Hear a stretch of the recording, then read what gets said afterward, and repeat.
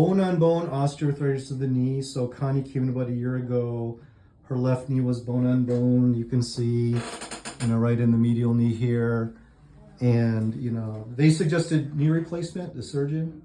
He said he was going to do the meniscus, go in there and do that, but after that I probably would have to have a knee replacement. And you had the meniscus repaired before but it didn't last, it wore out, right? Well, we're out after 10 years, so that's why I went to that. Yeah, and instead we decided to do the laser stem cell signaling with ozone in the booster of the amniotic exosomes. And so 1 year later, what improvements have you noticed in your knee compared to before?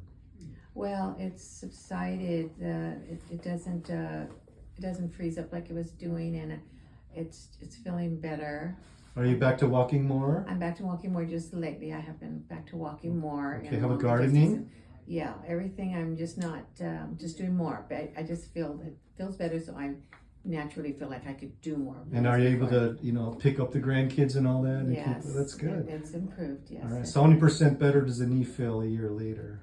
Well, it's pretty much quite a bit better. Like I said, at least 75% better. Okay. So all right. not 100%, but it's creeping up there. It is. Yeah. I'm hoping it keeps creeping up there. Yes. Yeah. And I want to see your mobility. Can you get out of the chair, walk to the door, and come back, just to see that you're not. It doesn't lock up when you stand up anymore. Great.